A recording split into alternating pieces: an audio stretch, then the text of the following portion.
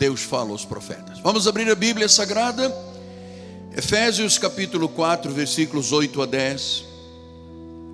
Diz assim a palavra do Senhor: por isso diz, quando ele subiu às alturas, levou cativo o cativeiro, e aí ele concedeu dons aos homens. Ora, o que quer dizer subiu, senão que também havia descido até as regiões inferiores da terra? Aquele que desceu é também o mesmo que subiu, agora ouça, acima de todos os céus, acima de todos os céus, para encher todas as coisas. Acima de todos os céus. Pastor, todos significa que existe mais que um. O Espírito vai te falar esta noite. Vamos orar a Deus.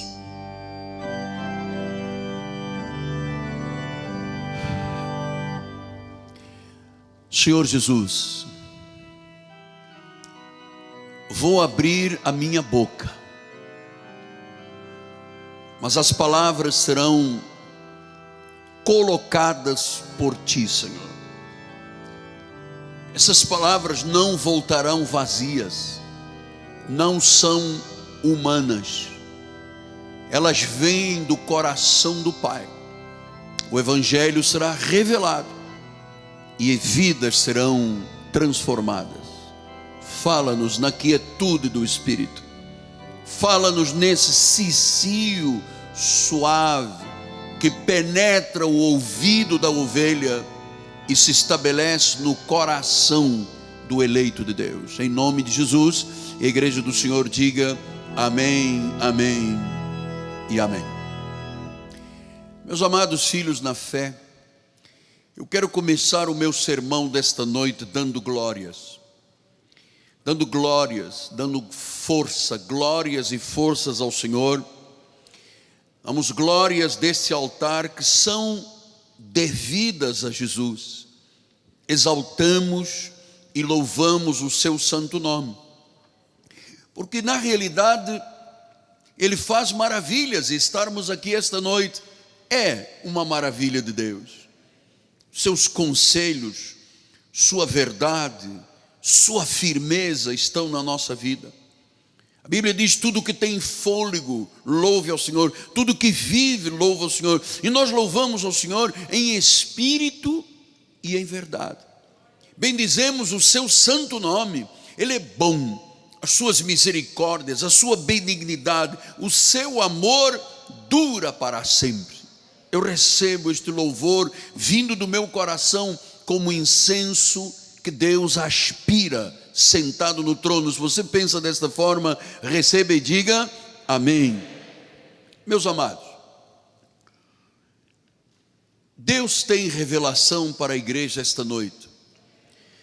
Jesus diz através de Paulo que quando ele subiu às alturas, levou cativo o cativeiro.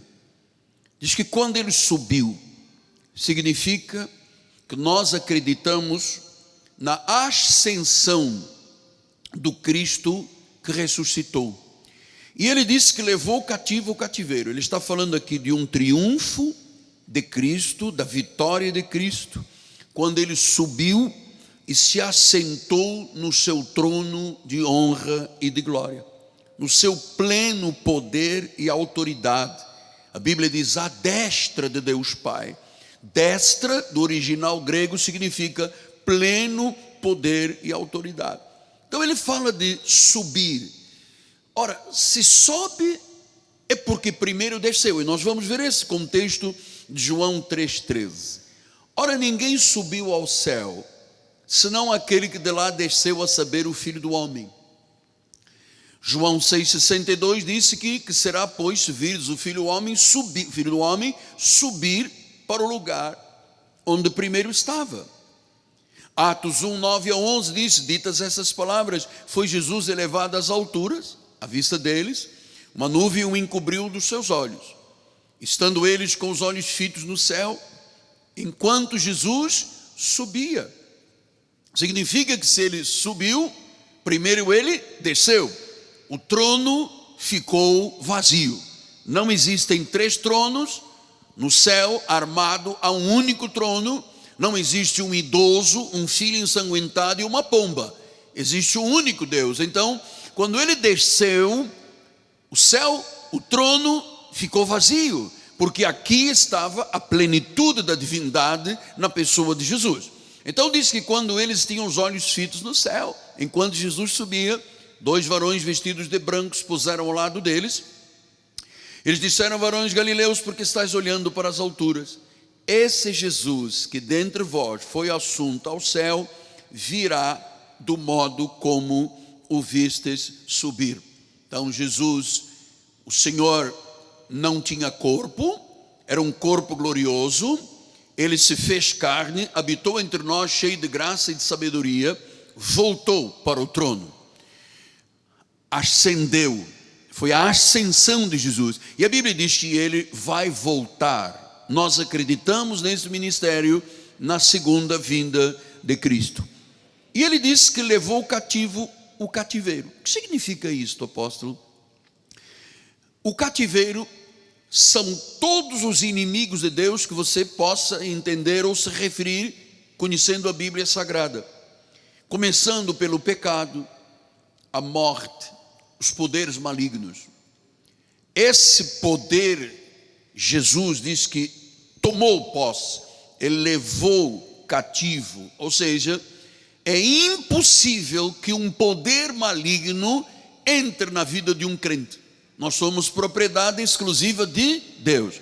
Ele pode mentir, ele pode gerar iniquidade, ele pode gerar ciladas, ele pode atirar setas, ele pode atirar dardos inflamados, mas ele não pode possuir o crente, porque o Senhor já levou cativo o cativeiro. Colossenses 2,15 ele disse: ele despojou principados e potestades. Já despojou, já lhes tirou o poder, e disse que publicamente os expôs ao desprezo.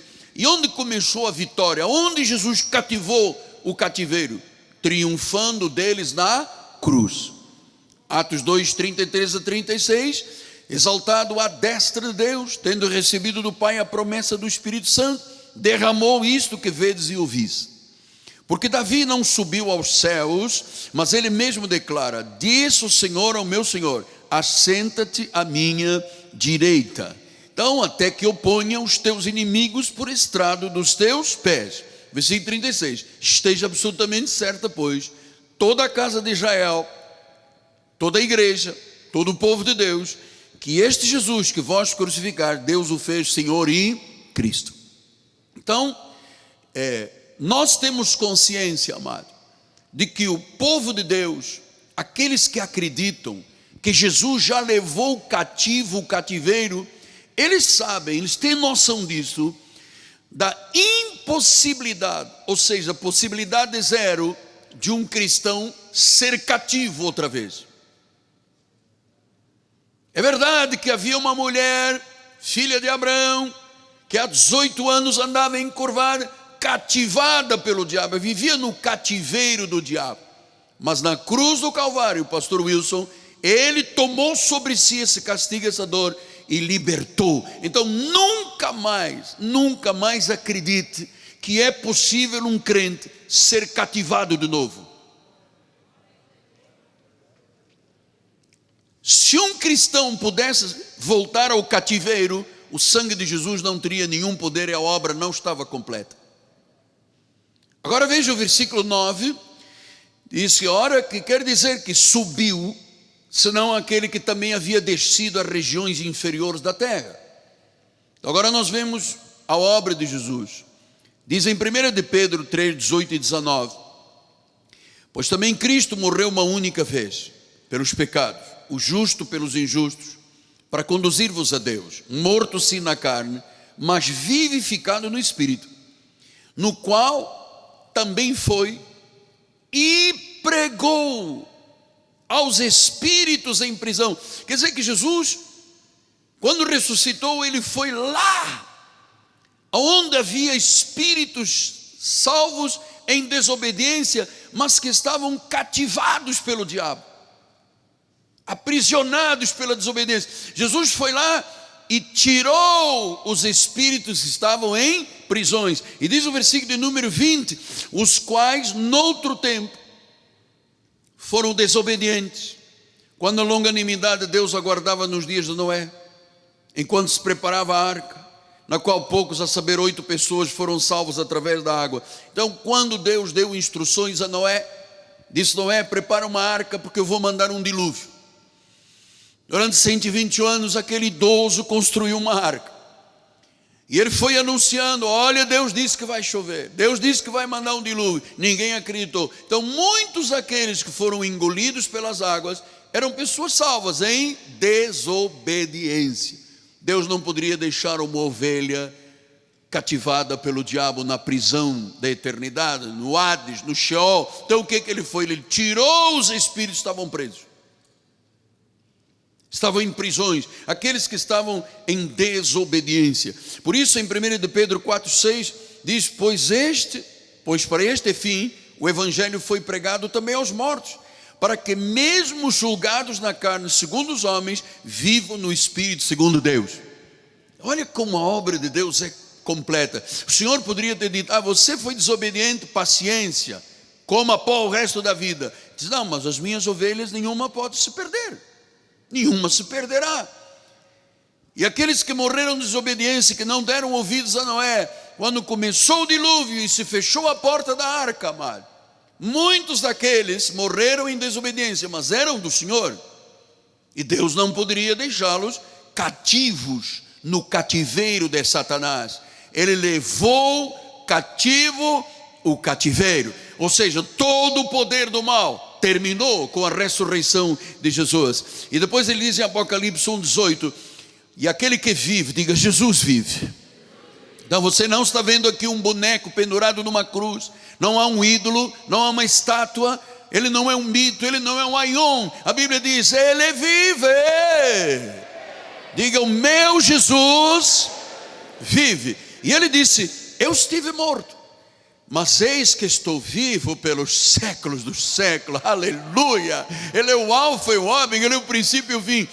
E eu tenho, agora ouça, Buda não tem isto, Confúcio não tem isto, Shirvá não tem isto, nenhum Deus desta terra tem, Maomé não tem isso. Ele disse: eu tenho as chaves da morte e do inferno.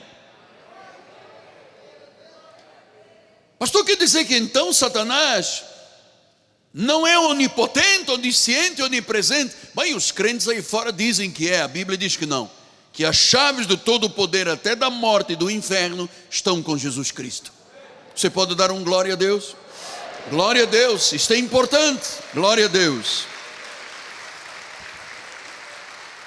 Agora vamos para o coração da mensagem. Efésios 4,10 diz: aquele que desceu é também o mesmo que subiu. Aqui há um mistério para ser revelado. Diz: subiu acima de todos os céus. Ora, se a Bíblia diz que ele subiu acima de todos os céus, ele não diz subiu acima para o céu, ele diz todos os céus. Então, todos os céus significa o que, apóstolo? Todas as dimensões celestiais, tudo aquilo que está sujeito à autoridade de Cristo. Ele é o cabeça de tudo. Efésios 1,10 disse: fazer convergir nele, na dispensação da plenitude do tempo, todas as coisas, tanto as do céu como as da terra. Viu? Ele aqui falou o céu, mas em Efésios ele tinha dito todos os céus, acima de todos os céus.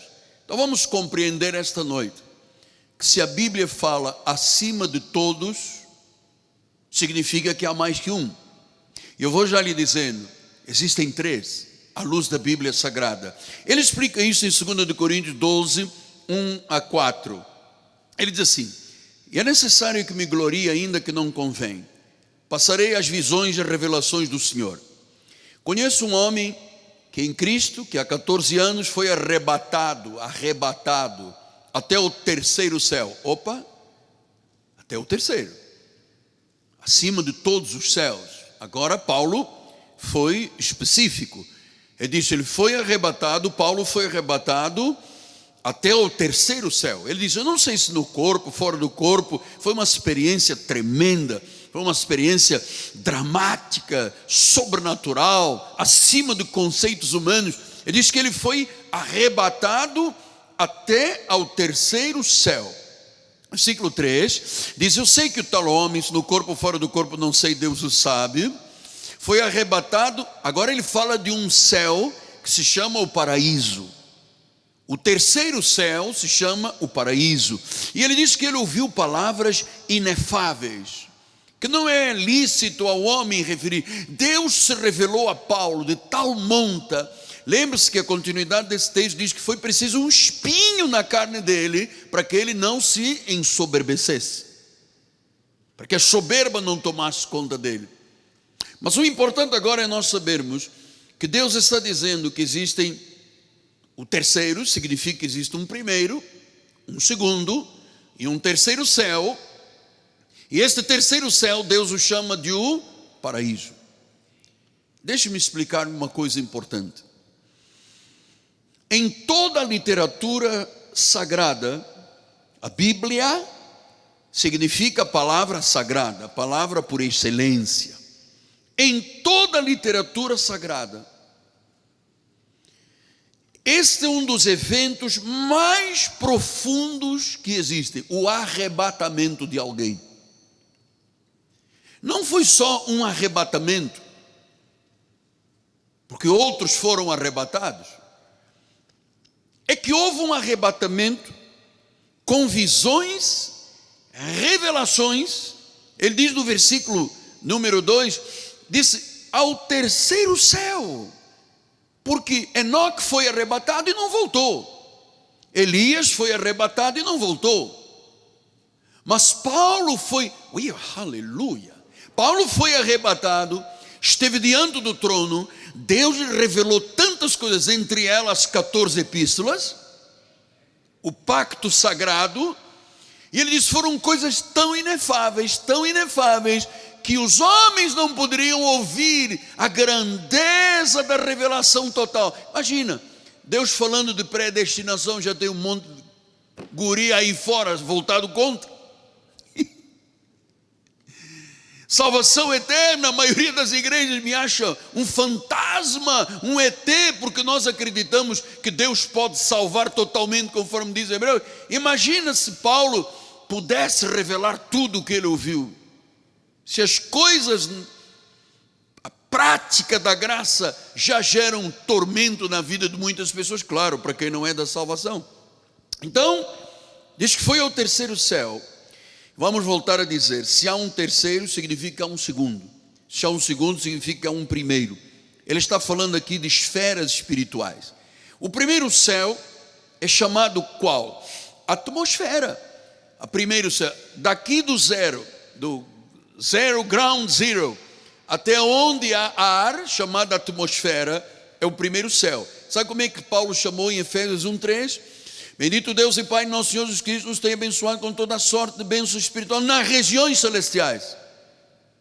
Portanto, regiões celestiais, estamos nós agora, é a atmosfera, a igreja é uma região celestial. O momento da igreja, a vida de cada um de nós estamos no primeiro céu, nas regiões celestiais. Ainda há atmosfera, há ar, estamos no primeiro céu. Em 2 de Crônicas 6:18 ele diz, mas de fato habitaria Deus com os homens na terra? Eis que os céus, até o céu dos céus, está vendo?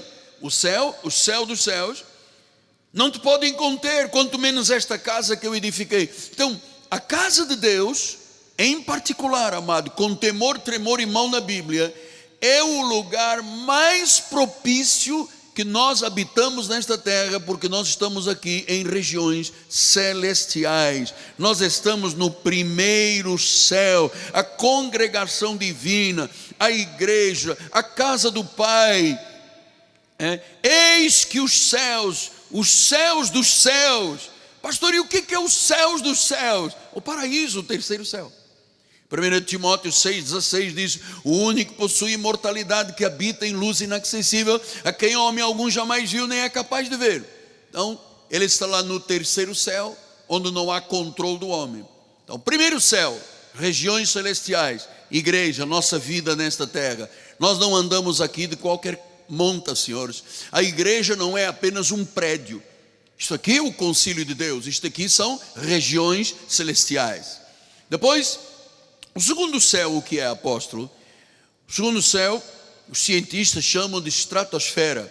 Ou seja, ainda o homem tem um certo acesso. Lá estão as estrelas, lá está o sol, lá está a lua, lá estão os satélites. E aqui os grandes homens da ciência conseguem ainda ter algum alcance a este segundo céu, onde habitam os seres celestiais como sol, lua e estrelas. Mas é no terceiro céu, o chamado céu dos céus, o chamado paraíso, onde está o trono de Deus, onde o homem não tem controle. É chamada exosfera pela ciência.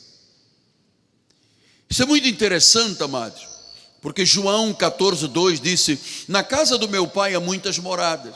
Se não for assim, eu vos lhe teria dito, eu vou preparar-vos lugar. A casa do pai é o paraíso.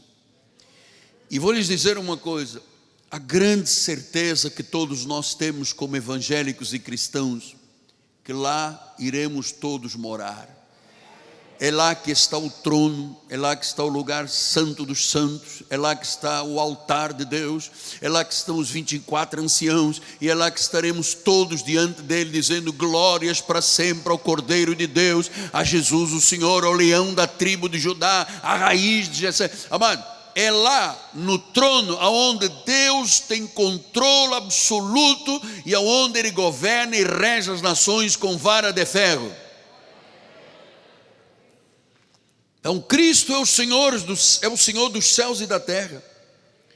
Estar em Cristo neste momento de vida física é estar em lugares celestiais, é estar no primeiro céu. Diz Efésios 2:6, juntamente com Ele nos ressuscitou e nos fez assentar, agora olha que lindo, em lugares celestiais em Cristo Jesus. Estamos aqui assentados em lugares celestiais em Cristo Jesus. Quer dizer que igreja não é um lugar para eu me divertir, não é um lugar para eu vir murmurar dos irmãos, não é um lugar para eu vir barganhar Deus e fazer ameaças a Deus, que se Ele não fizer o que eu mando, eu rasgo a Bíblia. Não, esse é o lugar celestial, este é o primeiro céu.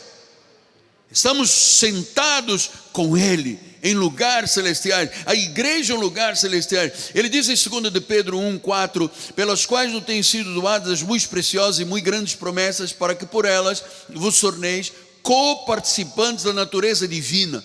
Amado, nós somos co-participantes, nós participamos da natureza divina. Pastor, mas o senhor é o único pastor que diz isso? Eu vejo os pastores dizendo à sua congregação: oh pecadores! Eu não teria nunca a ousadia de macular a glória de Deus, chamando um salvo, lavado no sangue de Jesus, sentado em lugares celestiais com Ele, um espírito com o Senhor, e eu me atrever a dizer que você é um pecador. Você foi, eu fui, fomos. Em Cristo tudo se fez novo. A vida velha passou. Agora somos co-participantes da natureza de Cristo. Agora eu tenho 20 minutos ainda. E a minha pergunta é: você crê realmente em Cristo, amado? Amados, eu vou lhes dizer, eu estou nesta vida há mais de 45 anos. Graças a Deus. Ah, se não for o meu Deus, eu já teria sido consumido. Eu descobri um fato muito interessante. Você sabe que isso que eu te ensinei hoje, nesses primeiros 25 minutos, você pode andar em seminário que você quiser, nunca ninguém saberá explicar isto. Porque as igrejas manipulam o povo de Deus, ameaçando-os se tornarem cativos pelo diabo. E não é possível isso aqui. Então esta posição do primeiro céu, do segundo céu, do terceiro céu, do céu dos céus, do paraíso, do lugar aonde viveremos a eternidade, pouca gente conhece. Mas tudo isso começa com uma pergunta: para que isto seja uma realidade, você de fato acredita? Porque eu descobri ao longo da minha jornada de vida, eu conheço pessoas que têm 20, 30, 40 anos, 50 anos no Evangelho. Têm uma experiência intelectual. Elas são convencidas. Mas eu não conheço tanta gente assim, convertida de fato. Então, eu quero lhe fazer esta pergunta, que é a pergunta das perguntas. João 9,35. Ouvindo Jesus, que aquele cego, eu vou lhe falar já, tinha sido expulsado, encontrando, lhe perguntou: crês tu no Filho do Homem? Eu descobri que grande parte dos crentes desta terra, eu vou lhe dizer com muito temor e respeito, a exceção, uma das exceções que existem, pelo menos neste país, é o povo da Igreja Cristo Vive. Porque é bem orientado, é bem ensinado, tem convicções fortes, inabaláveis, verdadeiras, tem a graça de Deus, a genuína graça de Deus. Porque a grande maioria, quando se lhe faz esta pergunta: tu crês no Filho de Deus, tu crês em Jesus Cristo? Veja os senhores, há igrejas que o pastor faz um apelo todos os domingos, quem quer ser salvo, e a igreja toda vem na frente todos os domingos, porque nunca se converteram, porque nunca creram de fato. É lógica, é o pensamento humano.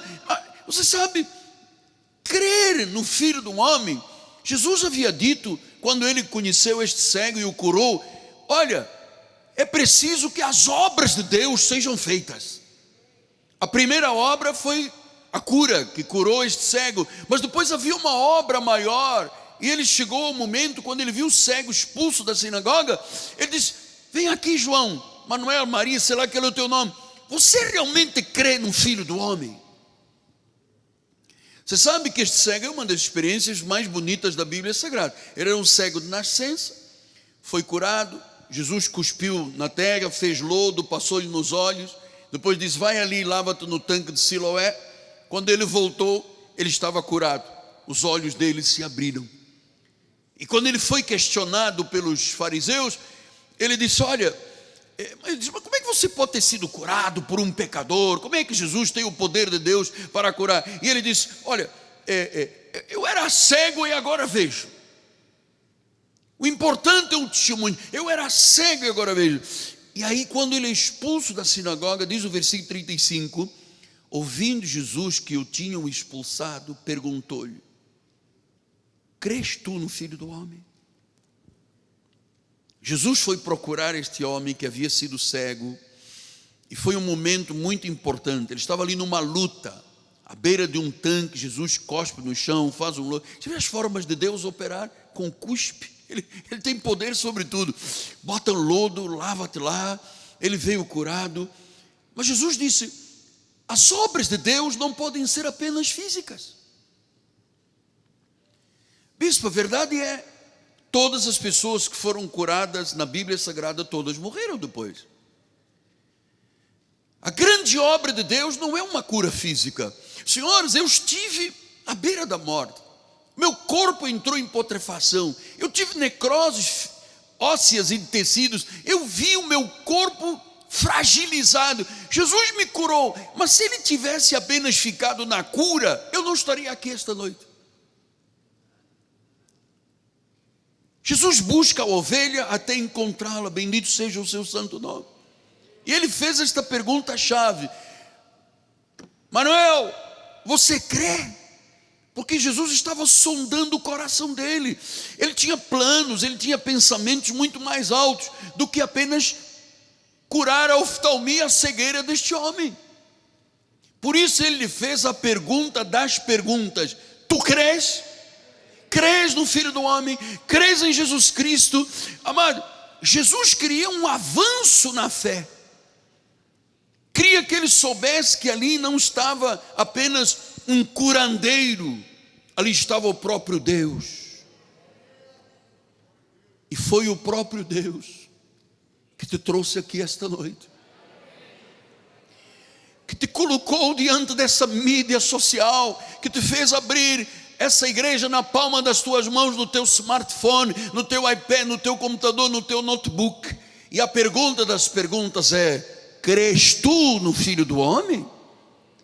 Estou perguntando a você que está aqui dentro, jovem, idoso, rico, pobre, branco, negro, homem, mulher.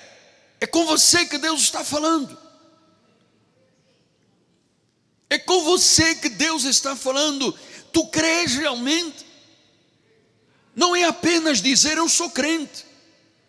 Oh, pastor, eu já nasci numa família cristã, minha mãe e minha avó já oravam por mim. Não, isso não é suficiente.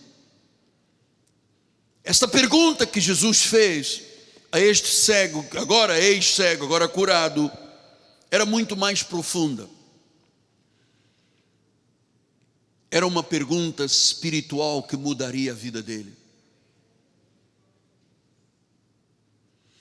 Eu vou lhe dizer, amado do Senhor, Deus não te trouxe aqui para um lugar, nem abriu este lugar no Rio de Janeiro, no Brasil e para o mundo, apenas para que nós troquemos aqui bonequinhos e rasguemos saia e roupas uns dos outros e a seda uns dos outros.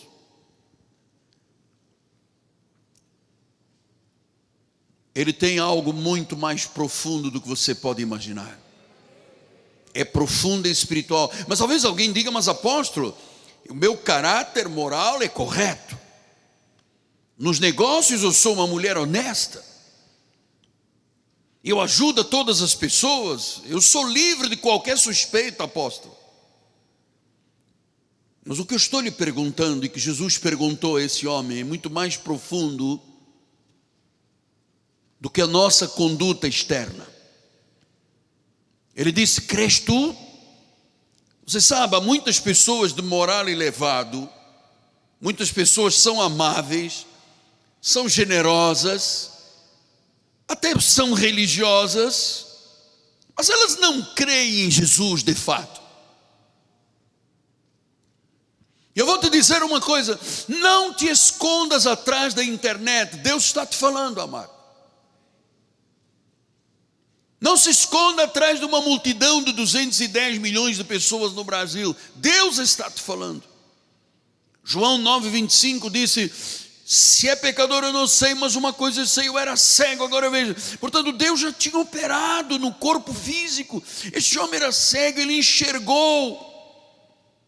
Eu estava lá apodrecendo numa cama, Deus me restaurou. Mas a obra de Jesus vai além da cura divina. Deus quer fazer uma mudança radical na minha vida e na tua vida. Em João 9:33 diz a palavra: se este homem não fosse Deus, nada poderia ter feito. Se ele não fosse Deus. Então Jesus lançou a primeira semente, curou, mas ele queria que as obras de Deus se completassem. A obra de Deus tem a ver com o corpo físico, tem a ver com as emoções. Mas senhoras e senhores, ouçam por favor, este homem que humildemente vos prega, não tem a habilidade nem a capacidade sequer de apertar as sandálias do teu corpo, dos teus pés. Não tenho esta capacidade. Mas eu tenho que te fazer esta pergunta: tu crês em Jesus de fato? Jesus para você é Deus? Porque esse ex-cego disse: se ele não fosse Deus, não poderia ter me curado. Você confia nele inteiramente? Você crê que ele pode te salvar totalmente? Hebreus 7:25 ele diz: por isso também pode salvar totalmente os que por ele se chegam a Deus, vivendo sempre em interceder. Você crê que ele pode te salvar totalmente? Você crê? Amado, você está diante da maior resposta e a mais importante decisão da tua vida. Se tu confessares a Jesus Cristo como Senhor, se tu acreditares que ele foi sacrifício dos sacrifícios, que ele foi o sacerdote real, que ele foi o Salvador, conforme está revelado nas Escrituras, se tu crês desta forma que ele é Deus, tu és salvo. Tu és salvo. Pastor, mas eu ouvi dizer que eu tenho que pagar o preço. Você não tem que pagar preço nenhum, o preço foi pago.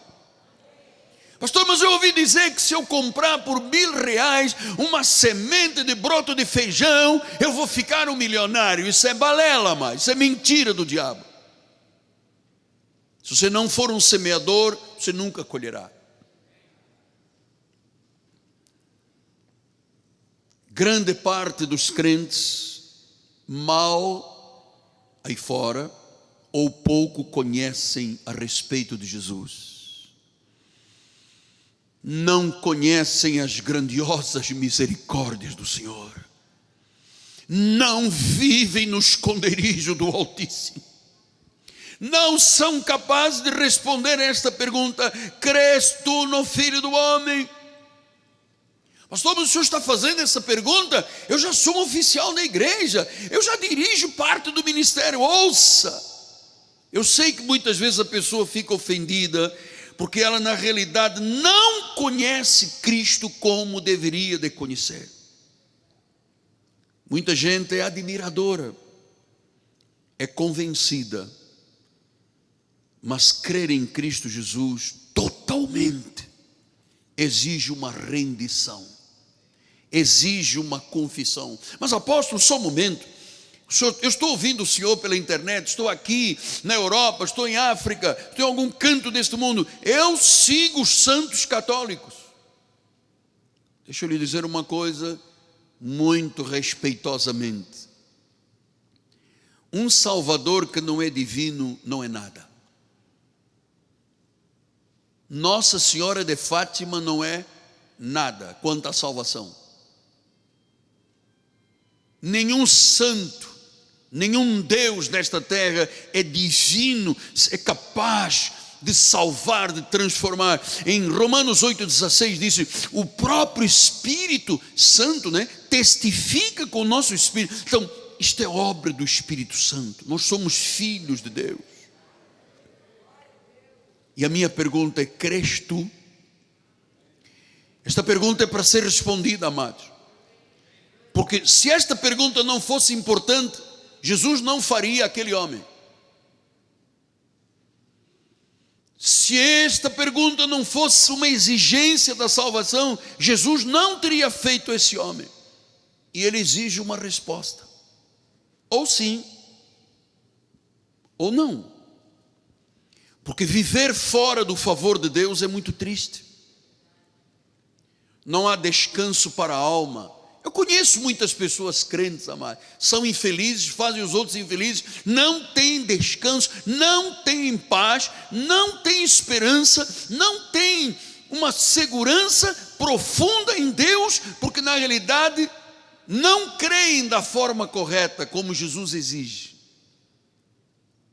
2 Timóteo 1,12 disse: por isso estou sofrendo estas coisas, todavia não me envergonho, porque eu sei em quem tenho crido. Eu estou certo que Ele é poderoso, Ele vai guardar o meu depósito até aquele. Paulo disse: eu sei em quem tenho crido. Eu já passei da morte para a vida, das garras de Satanás para as mãos de Deus, já passei das trevas para a luz. Então, meu amado, creia em Jesus como Senhor e Salvador, entregue-se a Ele totalmente. Que o Espírito Santo derrame fogo sagrado em tua vida esta noite. Que você possa responder a esta pergunta de Jesus: tu crês realmente? Como o cego disse: eu creio, tu és Deus. E para dizer eu creio, só se for pelo Espírito. Quando você diz eu creio, acontece um novo nascimento, sai das trevas para a luz, há uma regeneração, há um novo homem. E como é que um novo homem pode maltratar a sua esposa? Como é que uma esposa diz: sou uma nova mulher, e maltrata o marido? Como é que o indivíduo é desonesto aí fora, tem ainda uma dependência de uma droga, de um fumo, de um tabaco? Como é que é? Creu ou não creu? Houve regeneração ou não? Houve transformação ou não? Foi de fato ou foi apenas uma ilusão?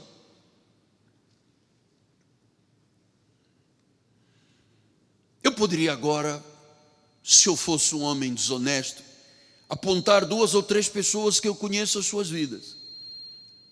E se eu lhes perguntasse, você crê de fato? Eles iriam dizer, não sei. Porque as suas vidas não mostram uma transformação.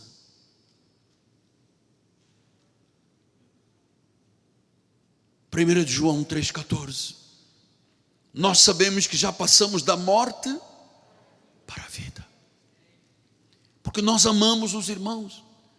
Aquele que não ama, se essa esposa não ama, se esse marido não ama, se esses pais não amam, se esses filhos não amam, se essas ovelhas não amam, se esse pastor não ama, permanece na morte.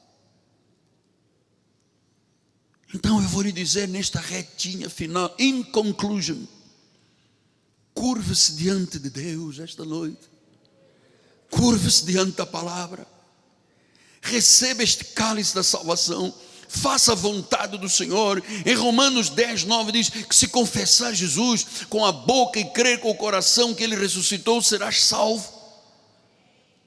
Dá testemunho, tu és sal, tu és luz. Mas tu crês realmente? Porque se eu estou discutindo com Deus, se dizimos, se não dizimos, se vou à igreja, se vou trocar a igreja por um programa de televisão, por uma praia, se a chuva me impede, amado, que novo nascimento aconteceu? Por isso que as mentiras do diabo dominam as pessoas aí fora, amado. Que é muito mais simples dizer, eis que vejo um demônio nas tuas costas, do que dizer à pessoa, amado, crês tu de verdade? Essa é a pergunta das perguntas, Túlio. É de verdade mesmo? Ou chega em casa, o marido dorme na sala e a esposa no quarto? É de verdade mesmo? Ou marido e mulher ficam 1 mês, 2 sem se falarem? É de verdade mesmo? Ou a pessoa aceita a murmuração de outra pessoa, de outra denominação, ou um ex da igreja? Onde é que está o novo nascimento? Então, meu amado, Jesus perguntou a este homem, você crê? Porque ele já havia dito, não poderia ser curado se ele não fosse Deus, mas era preciso a voz dele, a boca dele dizer, eu creio. E Jesus poderia ter dito, eu vou evitar, tadinho, ele era cego, já sofreu tanto, ainda vou agora questioná-lo, ele vai se ofender. Amado, se a palavra não ofende, significa que não há mudança de vida. Se a pessoa diz tudo bem, ou está na igreja ou não está na igreja, e a palavra não provoca nada. Jesus disse, eu não vim trazer paz, eu vim trazer espada. Então ele está te perguntando, você crê realmente no Filho do Homem? Então Jesus queria que ele completasse a obra. Ele não queria apenas curar de uma oftalmia, de uma cegueira. Deus queria mais. Deus queria o coração dele. Meu amado, você que está ouvindo aí pela internet em qualquer estado, não brinca com Deus, não finge que é crente, não bota um pé na igreja e um pé no mundo, amado. Não fica cobertado aí pela internet que eu não te estou vendo. Deus está te vendo, meu amado. Ou você pensa que pode se brincar com Deus? Nós tratamos de assuntos aqui profundíssimos. Primeiro céu, segundo céu, terceiro céu, regiões celestes, atmosfera, estratosfera, exosfera, o mundo de domínio de Deus. E quando for no domingo, se tiver uma praia gostosa, meu amado, com água de coco, que agora é muito caro, você sabe, era R$1, agora é 12, com água de coco, eu vou dizer o seguinte, tchau e bênção, venho aqui aparecer daqui a 1 mês na igreja. Tu crês? Tu crês realmente? Porque Jesus disse, temos que fazer as obras do Pai, e a obra do Pai não é só curar, não é vir à igreja atrás de uma bênção, é atrás do abençoador, amado. É dizer, eu creio, eu vou viver este evangelho, eu vou viver realmente aos pés de Deus.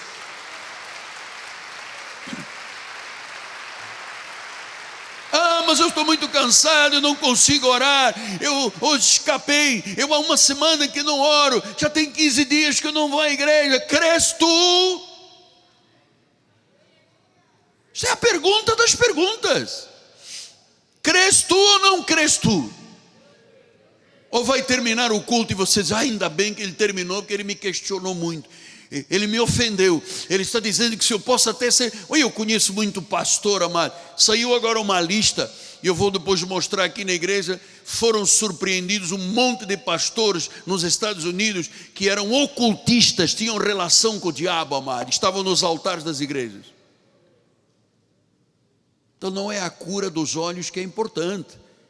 Não foi a cura das minhas pernas que mudou a minha vida. Todos os curados, ressuscitados, cegos que viram, coxo que saltou, paralítico que andou, a sogra de Pedro que ficou sem febre, a filha de Jairo que ressuscitou, todos eles morreram. É mais profundo. É lá dentro. Onde o raio-x, a tomografia não chega. Os intentos do coração. Por isso Jesus disse, ô Manuelzinho, ô Joaquim, você crê? Você crê? Crês tu no Filho do Homem? Porque ele queria fazer uma obra completa. Não é só mudar a cor do cabelo, vestir uma roupa mais comprida, não pintar a unha, não ir à praia, não ver televisão. É mais do que isso. Não é dizer, mas eu já sou honesto, eu sou acima de qualquer suspeita. Todos somos acima de qualquer suspeita. Mas não é com isso que há salvação. É com a confissão. Se tu creres, se tu confessares, tu serás salvo. Tu serás livre do diabo, do cativeiro, sabe, aquilo que te cativou anos, quem sabe com pensamentos, com dependência, tu vais cativar. Você sabe por quê? Porque ele já levou cativo o cativeiro. Eu tenho muito mais, mas já são 9 horas. Domingo, obrigado, amada. Domingo eu te espero na igreja. Tem coisas maravilhosas. Eu só queria que você agora no teu lugar, não precisa nem falar comigo. Eu vou te fazer a pergunta das perguntas para terminarmos o culto. A bispa Primaz vai dar a bênção final, vamos cantar corinho, vamos embora para casa. Mas eu quero te perguntar, tu crês realmente?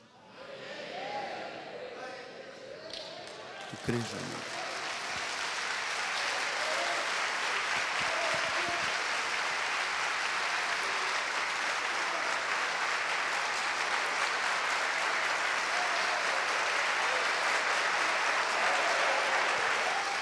Sim, Senhor, eu creio. Sim, Senhor, eu creio. Diga, sim, Senhor, eu creio. Once again, uma vez mais. Sim, Senhor, eu creio. Diga pela terceira vez. Sim, Senhor, eu creio. Olha para o irmão do lado e diga, nós cremos, meu amado. Nós cremos. Pastor Astolfo, nós cremos. Depois dá um passeiozinho. Nós cremos. Wilson, obrigado pelo teu amor. Wilson, homem de Deus. Um abraço ao Bispo Mendes. João Mendes tem sido um amigo desta igreja, cara. Tanta coisa que está acontecendo aqui para o bem desta comunidade através da tua vida e do Bispo João Mendes. Deus vai honrá-lo. Ele é um homem de honra. E aí, feliz? Tranquilo? Vamos ficar de pé. Nossa bispa, venha nos dar a bênção final, bispa. Depois, quem precisar de voltar a casa, volta, mas nós ainda vamos cantar firme nas promessas. Glória a Jesus. Os que creem, levante as mãos para os céus. Obrigada, Senhor, porque nós cremos sim, Pai. Nós cremos, Senhor, que nada e nem ninguém é capaz de nos cativar, porque nós fomos libertos do cativeiro, Senhor. Senhor, põe os teus anjos agora à nossa volta, que nos levem em paz, Senhor. Que saiamos desta casa de Deus, que cheguemos aos nossos lares, Senhor, tranquilos e em paz, Senhor, guardados pelos teus anjos, em nome de Jesus. Saia daqui feliz, porque Deus põe à tua volta anjos de fogo. Nada nem ninguém pode contra a tua vida. Graça e paz, até domingo, em nome de Jesus.